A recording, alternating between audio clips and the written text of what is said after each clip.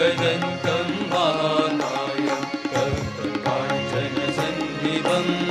एकदन्तं महाकायं भक्तकाञ्चनसन्निभम्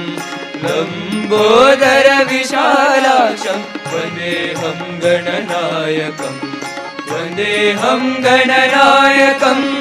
वन्देऽहं गणनायकम् मौञ्जी कृष्णाजिनरं नागयज्ञोपवीतिनं मौञ्जी कृष्णाजिनदरं नागयज्ञोपवीतिनं बालेन्दुविलसन्मौलिं वन्देऽहं गणनायकं वन्देऽहं गणनायकं वन्देऽहं गणनायकम्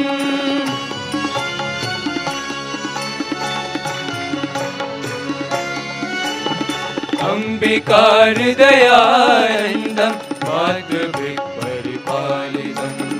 अम्बिकाहृदयानन्दं मातृपालितं भक्तप्रियमदोमतं वन्देऽहं गणनायकं वन्देऽहं गणनायकं वन्देऽहं गणनायकम्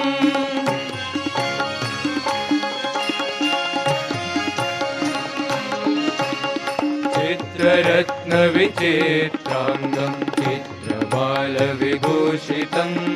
चित्ररत्नविचित्राङ्गं चित्रमालविभूषितं चित्ररूपधरं देवं वन्देऽहं गणनायकं वन्देऽहं गणनायकं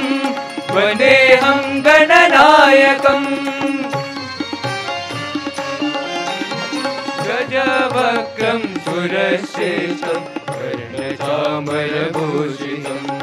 गजवक्त्रं सुरश्रेष्ठं कर्णचामरभूषितं पाशाङ्कुशधरं देवं वन्देऽहं गणनायकं वन्देऽहं गणनायकं वन्देऽहं गणनायकम्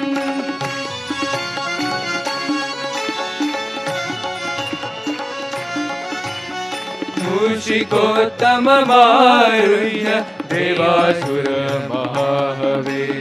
मूषिकोत्तममारुह्य देवासुरमहाहवे योद्धुकामं महावीर्यं वन्देऽहं गणनायकं वन्देऽहं गणनायकं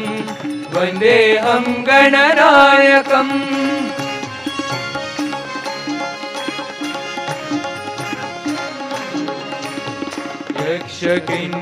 यक्षकिन्नरगन्धर्व सिद्धविद्यधरै सदा यक्षकिन्नरगन्धर्व सिद्धविद्यधरै सदा सूयमानं महात्मानं वन्देऽहं गणनायकं वन्देऽहं गणनायकं वन्देऽहं गणनायकम्